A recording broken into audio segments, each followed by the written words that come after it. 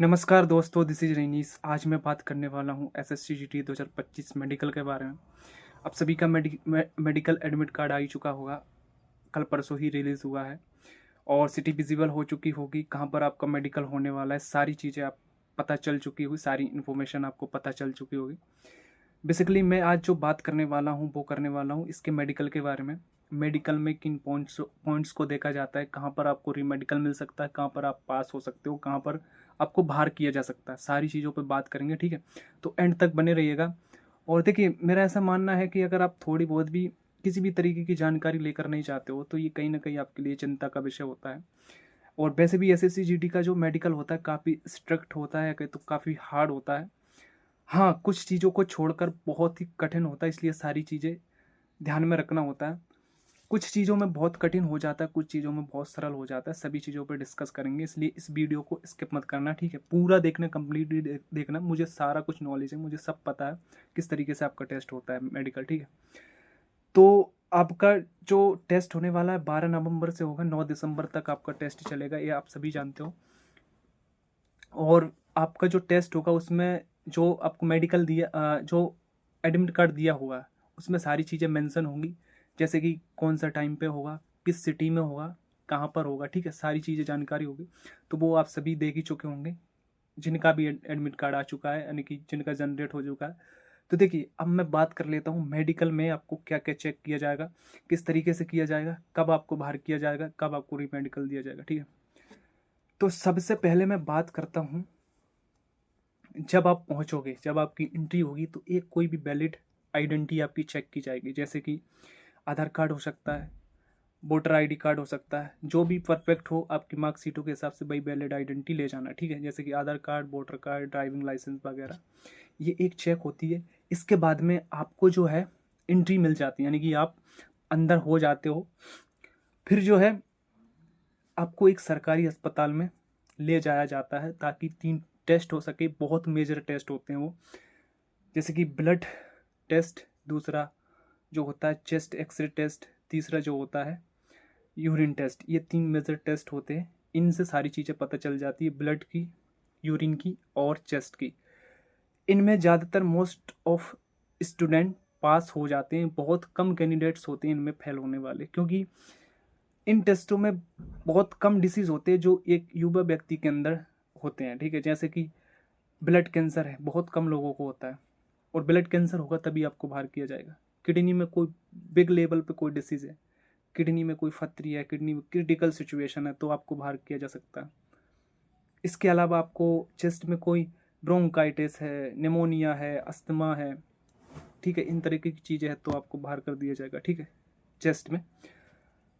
ये तो हो गए 3 टेस्ट जो आपको अस्पताल में करवाए जाएंगे, इनमें ज़्यादातर बच्चे पास ही हो जाते हैं। इसके बाद आपको एक अपार्टमेंट में ले लिया जाएगा, और वहाँ पर जो है आपकी बहुत सारे टेस्ट होंगे, यानी कि पूरा बॉडी का चेकअप होगा कि आपके अंदर क्या गड़बड़ी है, कौन से ऑर्गन्स नहीं है, कुछ कमी तो नहीं है, सारी चीज़ें चेक की जाती है। अब हम स्टेप बाय स्टेप समझ लेते हैं एक एक चीज़ों को किस तरीके से टेस्ट किया जाता है। सबसे पहले आपको कंप्लीटली कपड़े उतार दिए जाते हैं आपके, जब आपका प्राइवेट पार्ट चेक होता है तब की बात है। उससे पहले आपका सबसे पहले कलर विज़न टेस्ट होता है। कलर विज़न टेस्ट से मेरा मतलब ये है कि कुछ अल्फ़ाबेट्स दिए होते हैं, कुछ न्यूमेरिकल दे दिए जाते हैं जो कि 20 फुट की दूरी पर होते हैं। यहाँ बैठकर आपको देखना होता है और बताना होता है, जो भी अधिकारी बोलते हैं आपको क्या दिख रहा है, कौन सा अल्फ़ाबेट्स दिख रहा है, कौन सा न्यूमेरिकल दिख रहा है। ये पास कर लेने के बाद आपकी नौकनी टेस्ट होती है, आपको खड़ा कर दिया जाता है। कहीं नौकनी में बहुत ज़्यादा मेजर डिफरेंट तो नहीं है, मेजर गैप तो नहीं है, इस तरीके की चीज़ें देखी जाती है। ठीक है, इसके अलावा जो आपका फुट चेक किया जाता है, कहीं फ्लैट फुट ना हो, यानी कि सीधा सपाट पैर ना हो आपका, वो भी चेक किया जाता है। ठीक है, यहाँ पर अगर पॉइंट मिलता है तो कहीं ना कहीं आप बाहर हो जाते हो। ठीक है, ज़्यादा डिफरेंट हो नौकरी में तो भी आप बाहर कर दिए जाते हो, हल्का फुल्का हो तो चलता है, ज़्यादा बड़े लेवल। ऐसे ही फ्लैट फुट अगर स्ट्रेट सीधा हो तो भी आपको बाहर कर दिया जाता है। उंगलियां टेस्ट की जाती हैं, कटी पिटी तो नहीं है, कहीं कम उंगलियां तो नहीं है, 10 में से 9 तो नहीं है, इस तरीके की चीज़ें टेस्ट की जाती है फिर। और इसके अलावा आपकी हथेलियाँ टेस्ट की जाती है, सीधा स्ट्रेट होना चाहिए, एंगल इनका एंगल देखा जाता है हाथों का सही है, गड़बड़ तो नहीं है, कुछ इस तरीके की चीज़ें की जाती है, ठीक है। और फिर दांतों का टेस्ट किया जाता है, कानों का भी टेस्ट किया जाता है। इनमें ज़्यादातर चीज़ें ऐसी होती है कि आपको कोई भी किसी भी तरीके की सिचुएशन ऐसी नहीं होती कि आपको बाहर कर दिया जाए। बहुत मेजर ऐसा होता है कि किसी को रेमेडिकल मिलता हो दांतों और कानों की वजह से, रीमेडिकल भी नहीं मिलता। हाँ, डांट थोड़ी लगा सकते हैं, लेकिन आपको इन पॉइंटों की वजह से रीमेडिकल नहीं देते। जैसे कि एक दो दांत खराब है, दांत पीले हैं, हाँ पीले हैं तो भी थोड़ा बड़ी लेवल पर डांट पड़ सकती है आपको, लेकिन बाहर नहीं किया जा सकता, ठीक है। इसलिए आपको अवेयर रहना है, दांतों की और कानों की बहुत अच्छी तरीके से क्लीनिंग करनी है, तभी जाके आपको मेडिकल देना है, ठीक है। फिर ये सारी चीज़ हो जाती है आपकी, यही है मेजर टेस्ट। ये हो जाने के बाद आपको पास कर दिया जाता है, यदि आप पास हो, और फेल कर दिया जाता है यदि आप फेल हो, ठीक है। अब आप बाहर कहाँ हो सकते हो? बाहर हो सकते हो, वो सबसे बड़ा टेस्ट है कलर ब्लाइंडनेस, यानी कि रतौंधी और कलर विजन, ये दोनों टेस्टों में आप बाहर हो सकते हो।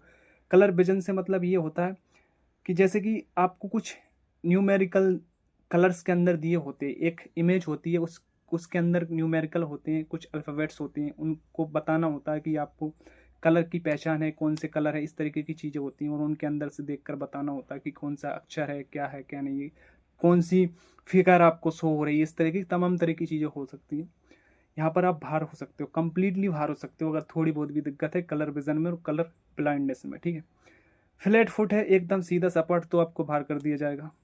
नोकनी में बहुत ज़्यादा मेजर डिफरेंस है तो आपको बाहर कर दिया जाएगा। इसके अलावा ब्लड कैंसर है, चेस्ट का कोई बड़ा रोग है, वो मैं बता चुका हूँ।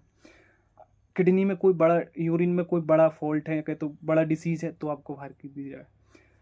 बेसिकली अगर देखा जाए तो एसएससी का जो मेडिकल होता है उसमें बहुत क्रिटिकल सिचुएशन हो तभी आपको बाहर किया जाता है। जनरली ऐसा देखा गया है कि आपको ज़्यादातर चीज़ें रीमेडिकल पर शिफ्ट होती है। रीमेडिकल से मेरा मतलब ये है कि बहुत सारे स्टूडेंट की कुछ छोटी मोटी प्रॉब्लम्स होती है, तो आपको वहाँ पर रीमेडिकल मिल जाता है। जैसे कि ब्लड टेस्ट है, अगर उसमें कोई ऐसा रोग है जो क्यूरेबल है, या कहीं तो जो रीप्रोसेस हो सकता है, जैसे कि टाइफाइड है, उसमें आपको रीमेडिकल दे दिया जाएगा। डेंगू है, इस तरीके की चीज़ें हैं, तो आपको रीमेडिकल दे दिया जाएगा। दांत सही नहीं है, बहुत अच्छे लेवल पे दांत सही नहीं है, मतलब ज़्यादा ख़राब है, तो सोचनीय विचार है, हो सकता है आपको रीमेडिकल दे दिया जाए। और इसके अलावा तो बाकी तो सारी चीज़ें जो होती है पास हो ही जाती हैं। बहुत क्रिटिकल सिचुएशन होगी तभी आपको रीमेडिकल मिलेगा, ठीक है। तो मैं आशा करता हूँ आप सभी को बहुत अच्छे तरीके से मेडिकल प्रोसेस समझ आई होगी। इसके बाद में आपको पास कर दिया जाता है, और फिर क्या है, फिर आप पास हो जाते हो।